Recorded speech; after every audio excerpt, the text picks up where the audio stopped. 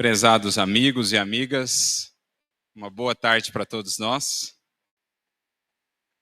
Que o Senhor nos abençoe, a fim de que possamos seguir nesse clima de inspiração, de gratidão, pelas luzes que aqui têm sido ofertadas durante todo esse dia, desde ontem e também amanhã, que possamos sentir a presença viva do Mestre, expressa aqui nos seus benfeitores que se fazem presentes, amparando-nos a todos em nossa jornada, em nossas buscas, em nossos anseios. Que essa inspiração possa envolver-nos a todos, a fim de que as sementinhas aqui recebidas venham a se converter, a partir do nosso empenho, no Éden de bênçãos e de luzes que haveremos de ofertar, então, à vida ao nosso redor. Antes de mais nada, eu gostaria de agradecer pelo convite, pela oportunidade de estarmos aqui. Sentimos-nos muito honrados em poder participar dessa festa, onde se congregam tantos corações a buscarem Jesus. Se pudéssemos traçar um elemento em comum, que aqui nos congrega muito certamente, creio que esse elemento seria a busca por Jesus. No fundo, intuímos que não há busca maior e mais fundamental. No fundo, sabemos que nenhuma outra coisa há de nos satisfazer como só Ele o pode, como só a sua mensagem consegue. E eu penso que esse é muito do propósito do NEP, dos NEPs, de um modo geral. Eu tenho meditado muito recentemente sobre isso, vindo aqui para o evento, pensando nesse encontro de NEPs de tantas partes do Brasil, corações que têm buscado desenvolver esse estudo em suas casas espíritas, nas federativas ou mesmo em seus lares. Esse ano é um ano especial para nós no NEP Paulo de Tarso, em São Carlos, completamos 10 anos de atividades. E meditando sobre tudo isso, sobre esses anos, sobre os esforços, embora singelos, que temos buscado despender, ficava a me indagar o porquê de tudo isso. O que nos move?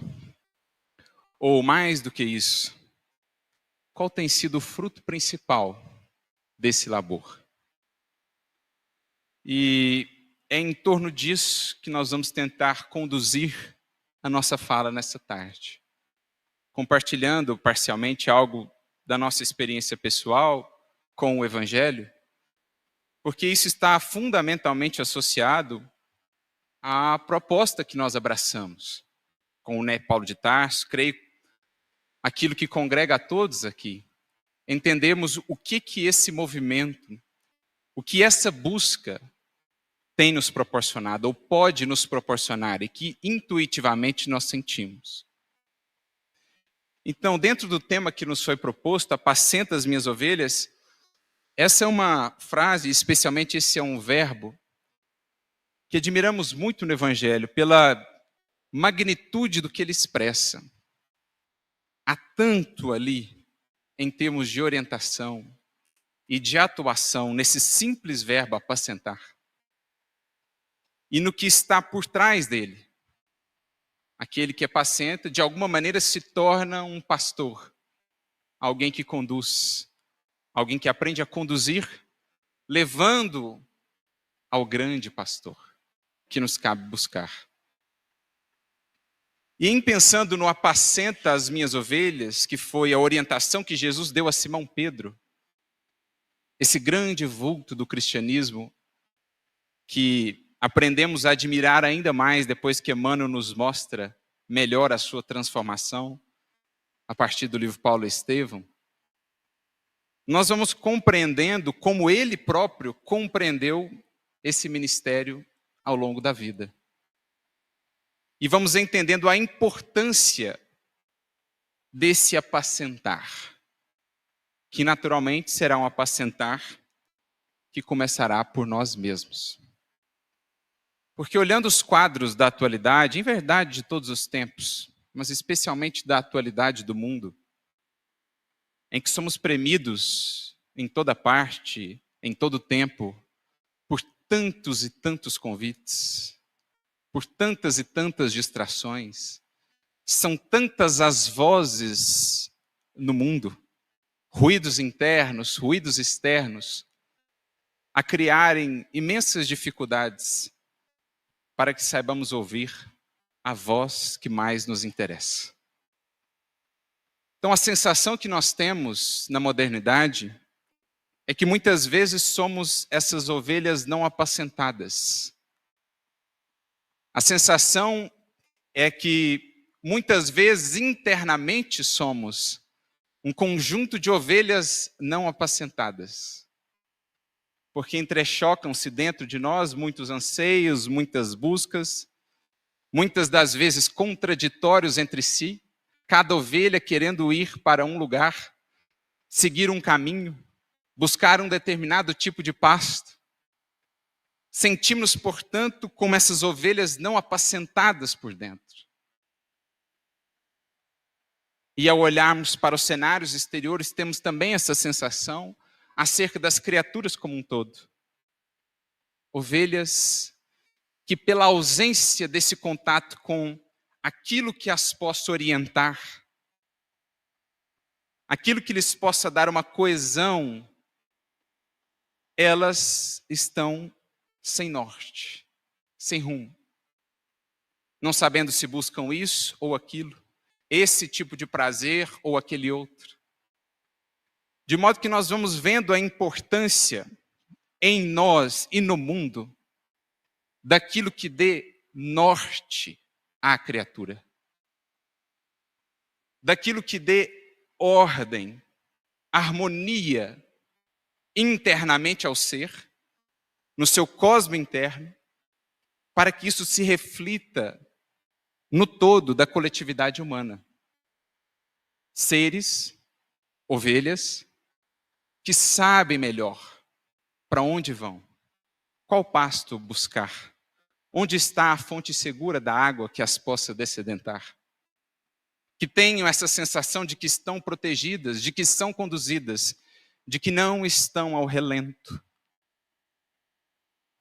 Uma força, uma compreensão que dê à criatura uma coesão interna entre os múltiplos desejos que se entrechocam dentro de si.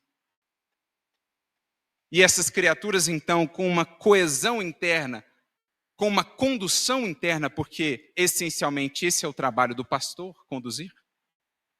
Elas, à medida que vão construindo isso dentro de si, vão também construindo sociedades que se compreendem melhor em seus objetivos, em suas metas, em seus anseios, e que, portanto, funcionam melhor.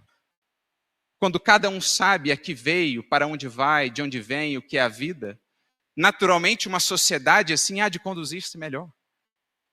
Mas a confusão que vemos ainda nas sociedades modernas é muito produto, resultado direto e claramente esperado da confusão interna de cada um de nós. Então, quanto mais nós analisamos esse cenário interno e externo, mais nós compreendemos a necessidade desse elemento que atue como o pastor. Seja ele uma ideia ou um conjunto de ideias, seja ele um ser.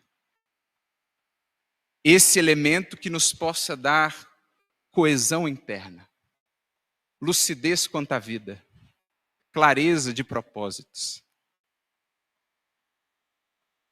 E aí, como é que o trabalho dos NEPs, por exemplo, que no fundo é um trabalho de conexão do coração, de cada coração que ele aporta ao Evangelho, como é que ele vai atuando nesse sentido? Cumprindo o ministério que compete a cada um desses grupos, a cada um que dali participa. Então é sobre tudo isso que eu vinha meditando a respeito. Como a dizer, nesses anos de trabalho, qual o principal legado do Né Paulo de Tarso, antes de mais nada, para o meu espírito, dentro daquilo que busco, dentro daquilo que ele pôde proporcionar a mim, porque isso, naturalmente, o que de bom tem saído disso, naturalmente é o que quereremos, desejaremos partilhar, desejaremos levar adiante. E aí, pensando sobre isso, me veio à mente um trecho do próprio Simão Pedro, aquele que recebeu do Cristo essa orientação: apacenta as minhas ovelhas. Já traduzindo um pouco dentro daquilo que a gente comentou, Pedro, ajuda essas ovelhas a encontrarem um rumo. Em primeiro plano, Pedro, apacenta-te, para que então possas apacentar. Em primeira instância, Pedro, recolhe aquilo que lhe entreguei. Medita sobre isso. Construa dentro de ti esse norte, essa unidade, e então leve isso adiante. Ajude mais e mais espíritos, Pedro, a encontrarem onde está o pasto, onde está a fonte, a sentirem-se protegidos, a sentirem-se conduzidos. Essa é a ideia do apacentar. Então Pedro, ele foi descobrindo isso aos poucos. O Pedro que outrora tinha imensas dificuldades em si, por apacentar as suas próprias ovelhas internas. O Pedro tão conflitante, vai do céu da inspiração mais alta às sombras do egoísmo e do interesse pessoal, como aqui o Wagner bem lembrou. Das palavras de Jesus: feliz és tu, Simão, filho de Jonas, porque não foi nem a carne nem o sangue que te revelaram. Alguns minutos depois, ele desce às outras palavras de Jesus: afasta-te de mim, Satanás, porque compreendes as coisas dos homens, mas não as coisas de Deus. Então Pedro, que não sabia se buscava o mais alto ainda ou se ainda voltava-se às requisições do passado, do pretérito. Então ele foi aprendendo a apacentar-se a partir do contato com Jesus, com o Evangelho, para que então se convertesse naquela figura tão importante no cristianismo nascente, que foi de fato um apacentador. Aquele que expressou segurança para tantos. Aquele que fez a tantos compreenderem a misericórdia sempre presente do Cristo. Aquele que os ensinou onde encontrarem o pão da vida, a água que dessedenta toda sede, ou a mais essencial das sedes. E ele descreveu isso, digamos, esse processo, a sua própria compreensão, numa de suas epístolas. A primeira epístola de Pedro, lá no capítulo 5, versículos 2 a 4, Pedro vai nos dizer assim: apacentai o rebanho de Deus que está entre vós, tendo cuidado dele. Apacentai o rebanho de Deus que está entre vós, tendo cuidado dele. Não por torpe ganância, mas de ânimo pronto. Não por força, mas de boa vontade. Nem como tendo domínio sobre esse rebanho, mas antes servindo de exemplo ao rebanho. E então, acrescenta ele: quando aparecer o sumo pastor, no versículo 4, alcançareis a coroa incorruptível da glória. Esses 3 versículos, a meu ver, é como Pedro sintetiza a incumbência que lhe foi dada, o cumprimento do seu ministério.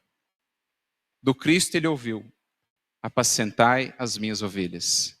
E aqui ele traduziu o que foi esse processo ao longo da sua vida. Entendendo a magnitude desse verbo.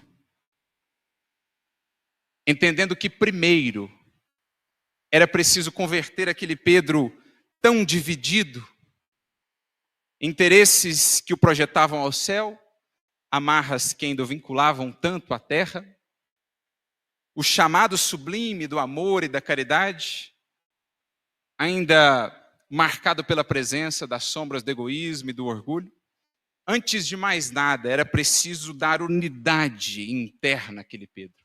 Antes de mais nada, era preciso apacentar-se. Que foi o que ele traduziu ao dizer, servindo de exemplo a esse rebanho. Em outras palavras, demonstrando o quanto o Evangelho tem esse poder de nos dar essa unidade interna. Não mais forças dispersas dentro de nós, a se colidirem, a nos puxarem ora para um lado, ora para outro, mas agora uma clareza, uma coerência, um direcionamento. Porque o pastor, as palavras do Cristo, pastoreando a nossa alma, adentram o nosso mundo e ali vão alcançando essas ovelhas, as tantas emoções, as tantas potências, outrora trabalhando em desalinho, em desarmonia, à medida que as palavras do sublime pastor penetram uma alma, elas vão dando a todas essas ovelhas esse senso de pastoreio. Elas vão delineando um caminho. Elas vão nos mostrando qual a verdadeira e mais fundamental nutrição, onde está a fonte essencial da qual precisamos beber. Penetrando o nosso mundo interior, essas palavras, o verbo divino, vai despertando em nós a força soberana da alma, que é uma expressão desse Cristo interno, a única capaz de pastorear-nos internamente. Por isso, Emmanuel nos dirá no capítulo 2 do livro Pensamento e Vida sobre a vontade. Só a vontade possui suficiente força para manter a harmonia do espírito. Porque sem a vontade, a sensação que temos é que em nós existem muitas forças, muitas ovelhas perdidas. Mas à medida que a vontade se acende, a consciência se ilumina ao toque do sumo pastor, eis que as coisas vão entrando no eixo. Eis que a bússola vai se realinhando com o propósito. Eis que a sensação de estarmos perdidos e sem norte vai dando espaço a um sentido de vocação, de saber, de sentir-me encaixado onde preciso estar, para onde devo caminhar. Vou me sentindo mais encaixado nas circunstâncias que a vida me trouxe. Porque as ovelhas outrora a expressarem rebeldia, fuga, desânimo, etc., vão sendo trazidas a um mesmo redil, pela força da vontade, desperta em nós, pelo sumo pastor. Então, se pudéssemos dizer uma das sensações mais preciosas em torno do Evangelho, que tanto nos tem auxiliado e que por isso mesmo nos propomos tanto a divulgar esse Evangelho, é justamente esse norte que o Evangelho nos pôde de alguma maneira proporcionar. A nós que nos encontrávamos perdidos, forças antagônicas, digladiando-se entre si, de repente as coisas parecem que vão encaixando. É o que o Evangelho proporciona-nos. Assim Pedro, assim o trabalho que a palavra viva, a presença viva do Cristo por meio do Evangelho foi fazendo para com ele, porque naquele trato diário com o verbo vivo do Cristo, Pedro foi sendo por ele pastoreado. E toda alma que vai sendo pelo Cristo pastoreada, que vai ganhando essa unidade interna, esse senso de propósito, de clareza quanto à sua caminhada, ela se habilita a servir, ainda que em grau pequeno, ainda que em muito menor escala, ela se habilita a servir minimamente de referência para outras almas. Nossa, o indivíduo parece com tanta clareza de vida, de propósito, nossa, ele parece tão resoluto, ele parece tão certo do que ele quer fazer. Nossa, a vida dele modificou-se tanto, antes ele estava tão confuso, tão perdido, mas parece que alguma coisa entrou na vida dele que lhe deu esse senso de compreensão do seu lugar e do seu papel.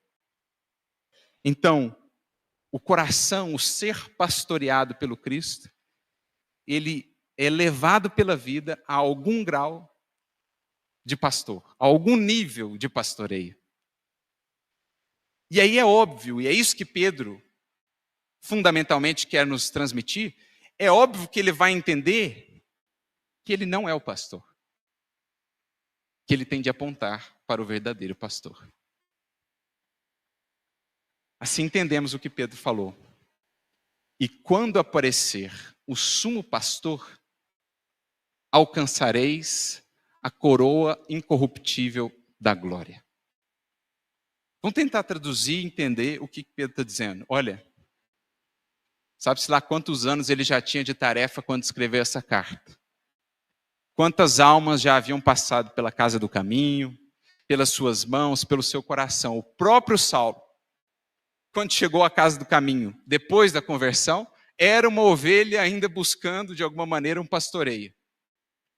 E Pedro foi que deu orientação, volta para a tua terra, prepara-te mais, ainda não estás pronto. Então a gente fica a pensar, quantas almas já tinham passado por aquela tutela, por aquele coração. E ele fala assim, olha, o que é o meu grande objetivo? O que é a minha glória? Não é dizer que eu ajudei essas almas. Não é dizer que Simão Pedro fez isso ou aquilo por elas. Sabe qual que é a minha glória? É eu perceber que o Cristo apareceu vivo nessa vida. Quando o sumo pastor aparecer, alcançareis a coroa incorruptível da glória. Pedro está falando assim, a maior alegria de quem trabalha com o Evangelho é descobrir que você aproximou mais uma alma do Cristo. Que você, dentro das suas parcas possibilidades, vinculou mais um coração a Jesus. Que você ensinou aquela criatura, ou de alguma maneira apresentou àquela criatura o sumo pastor. O termo grego é arquipoimenos, o pastor principal, o arquétipo, o modelo de pastor. É isso. Essa é a coroa do cristão. Essa é a coroa de quem trabalha com o Evangelho e a divulgação do Evangelho. É a alegria de um dia você poder sair de cena e falar assim, esse coração encontrou Cristo. Minha tarefa junto a esta alma está feita. Isso é o que Pedro define como a sua coroa incorruptível. Fazer com que nasça nas vidas que cruzaram, com que nascesse nas vidas que cruzaram seus caminhos, uma presença viva do Cristo. Ou, em outras palavras, como o Gustavo bem frisou pela manhã, uma relação profunda e pessoal com Jesus. Essa é a meta. Porque Ele é o sumo pastor. Ego sum pastor bonus. Eu sou o bom pastor e as minhas ovelhas ouvem a minha voz. Qual é o principal objetivo dos NEPs? Em meio às tantas vozes no mundo, em meio aos tantos ruídos internos e externos que fazem das nossas ovelhas, ovelhas dispersas, e das ovelhas do mundo também tão dispersas, ajudá-las a aprender a poder ouvir a voz entre as vozes. As minhas ovelhas ouvem a minha voz. E por quê? Elas ouvem a minha voz, a voz do Cristo em meio a tantas outras. Por que passa um indivíduo lá, chama e as ovelhas nem bola dão, mas chega o pastor e clama à distância e elas o ouvem. Isso é fruto de intimidade. Isso é fruto de convivência. Isso é fruto de relação pessoal. E aproximar um coração do Evangelho, ensinando a meditar sobre ele, a ligar-se a ele, não é outra coisa senão isso. Fazer com que cada um construa a sua relação pessoal com Jesus. E aí vem, dentro daquelas meditações que eu fazia, o principal fruto, o principal produto do que temos realizado até aqui. O fato de ganharmos um novo amigo.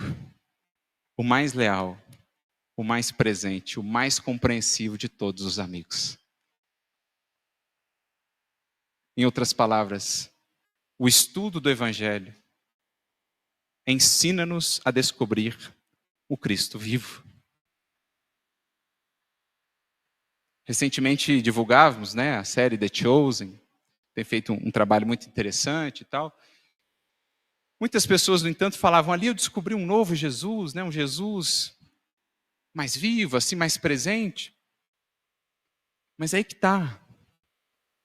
Pelo estudo do Evangelho, você percebe que o Jesus que você descobre ali é muito mais encantador, vivo, presente, eloquente, atuante, do que qualquer um já retratado numa série ou num cinema. É uma presença de fato viva. Porque por meio do Evangelho nós conversamos com Ele.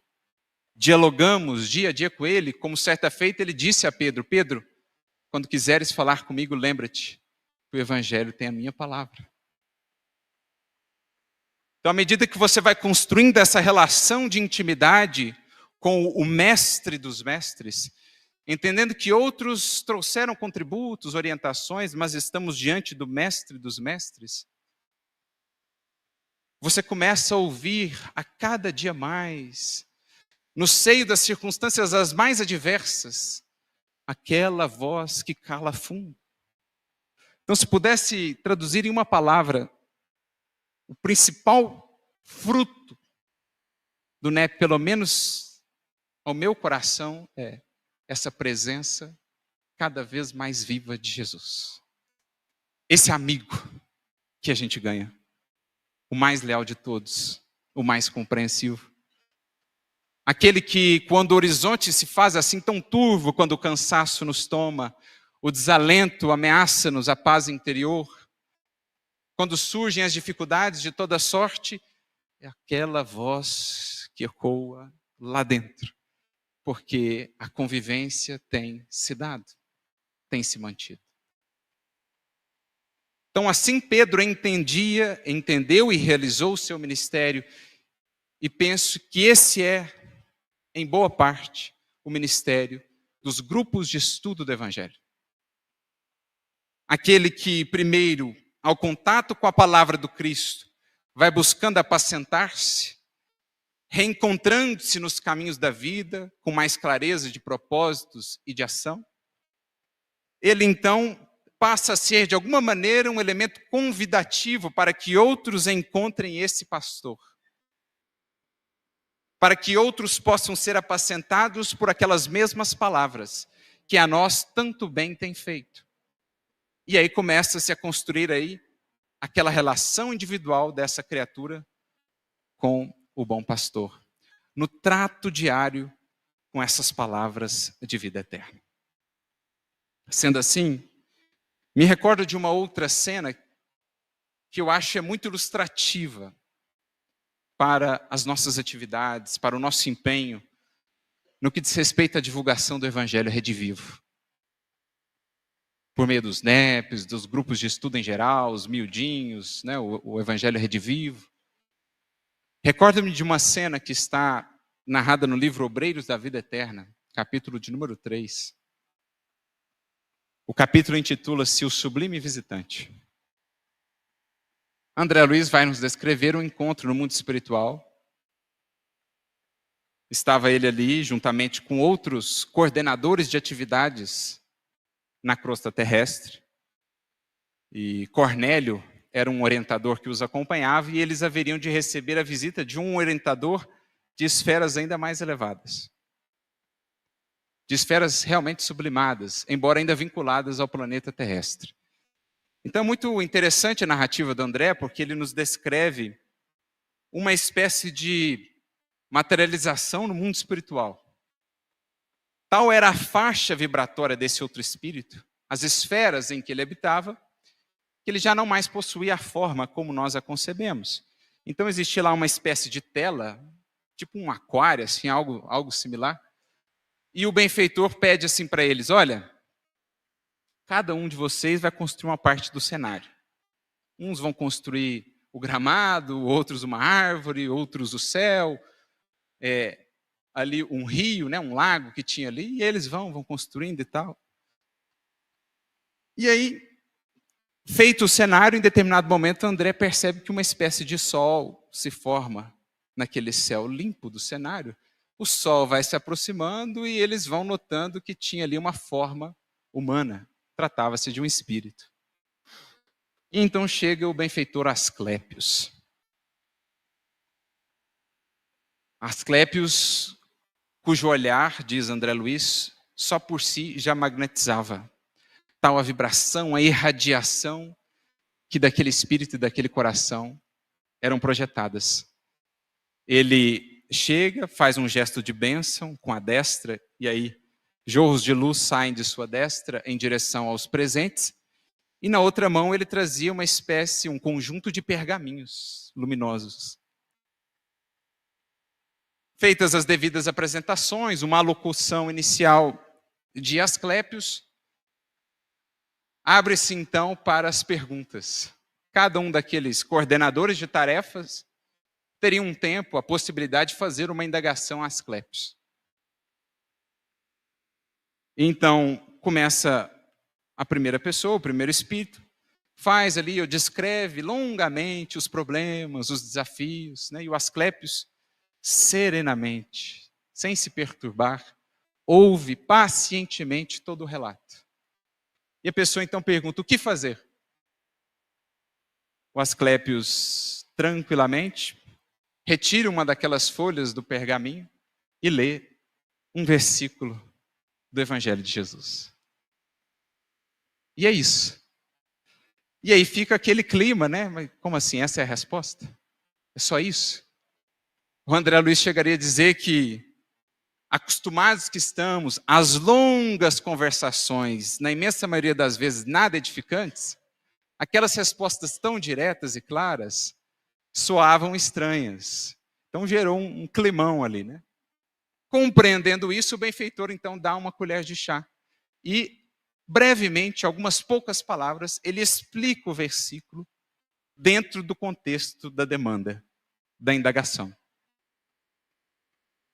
Dada a primeira resposta, vem a próxima pessoa, a nova consulta, ele ouve pacientemente, ao final, retira mais uma folha daqueles pergaminhos e lê mais um versículo do Evangelho de Jesus.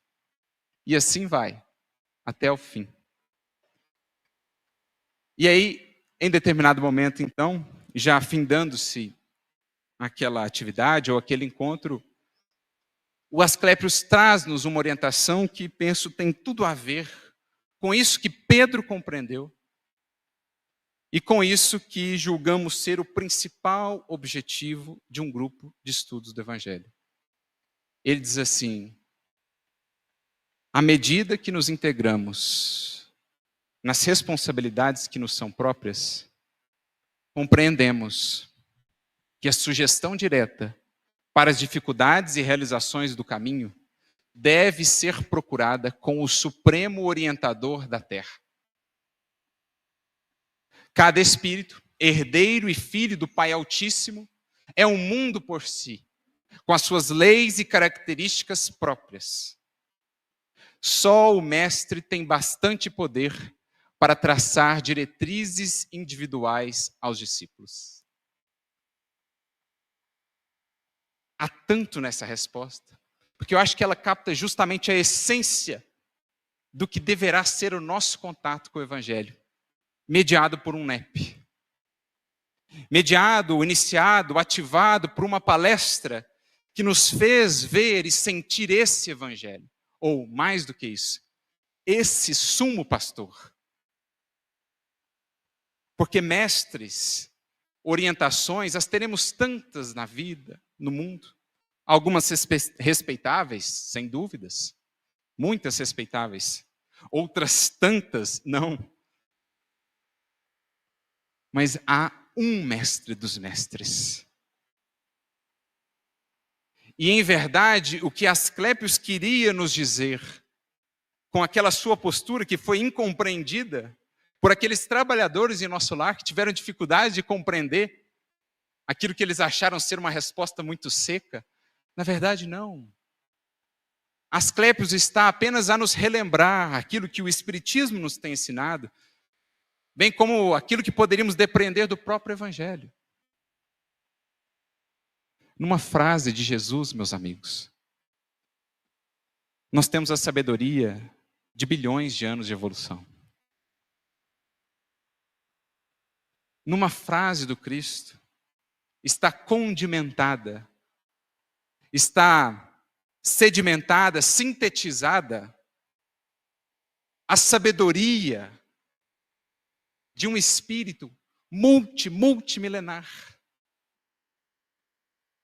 A frase do Cristo, cada uma delas, é uma semente. E os NEPs nos têm ensinado que é preciso regar cada uma dessas sementes recebidas, porque todos os frutos de que carecemos, ali estão. Todos os frutos resposta, ali estão. Todos os frutos sentimento, ali estão em potencial. Todos os frutos novos hábitos que precisamos, ali estão em potencial. É preciso, portanto, regar. A sabedoria já nos foi entregue. É preciso nos façamos dignos dela. E para isso é preciso estudar. Vincular a nossa mente e o nosso sentir aos do Cristo. Para que Ele então, pastoreando-nos o mundo interior, as tantas ovelhas ainda dispersas, possa nos trazer de volta um redil de equilíbrio interior, de unidade, para que então, junto a outras criaturas, possamos apresentar o poder transformador do bom pastor e de sua mensagem em uma vida. E mais do que isso, para que possamos demonstrar às vidas que nos cercam a alegria incomensurável de termos ganhado um novo amigo. Aquele que há tanto vem desejando ser o nosso amigo, mas o qual temos negligenciado há tantos séculos. Isso é um NEP. É um curso inicial, é um ponto de partida, é um elemento estimulador da sua relação com Jesus, a ser construída em definitivo para os séculos, quando então não mais nos faltará esse divino amigo, nem mais estaremos surdos à voz do bom pastor. Por isso entendemos Vicente de Paulo, grande benfeitor, apóstolo da caridade, companheiro do nosso querido Eurípides Barçanufo, que lá em O Evangelho segundo o Espiritismo, capítulo 13, item 12, nos traz aquele que para mim é o lema, um dos lemas do estudo do Evangelho à luz da doutrina espírita. Ele nos fala assim: não vos disse o Cristo tudo o que concerne às virtudes, as principais das virtudes? Por que menosprezar essas palavras divinas? Fechar o coração às suas lições de imensa bondade? Considero, no entanto, esse livro um repositório de palavras ocas, uma carta fechada. Deixam ao relento, ao abandono, esse código admirável. Quisera eu, diz ele, que dispensassem mais interesse, mais fé às leituras evangélicas. Lede-lhe as palavras cintilantes do devotamento de Jesus e meditai-as. E então, dia a dia, teremos a alegria de ver, de poder ouvir uma voz que vai crescendo dentro de nós. Onde antes os ruídos gritavam, onde antes as vozes e os cantos das sereias tinham tanta ascendência, de repente passa a ecoar a voz inolvidável que os séculos não puderam abafar. Eu sou o bom pastor. Eis-me aqui para te apacentar, a fim de que em meu nome possa, junto dos outros, apacentar os corações conduzindo-os ao redil da esperança, ao redil do meu amor. Benditos aqueles, portanto, que investirem nessa relação, fazendo desses encontros diários, semanais, com a palavra solar do Cristo, o trabalho mais fundamental de vincularmos, enfim, o nosso coração ao dele, para que ele viva, converse e atue por nós e para nós, ajudando-nos na jornada redentora. Que o Senhor nos apacente, a fim de que com ele, de alguma maneira, consigamos apacentar, apresentando às outras vidas o grande e fiel amigo que nos tem esperado, mas que só agora temos tido a alegria de poder encontrar. A todos, muita luz e muita paz.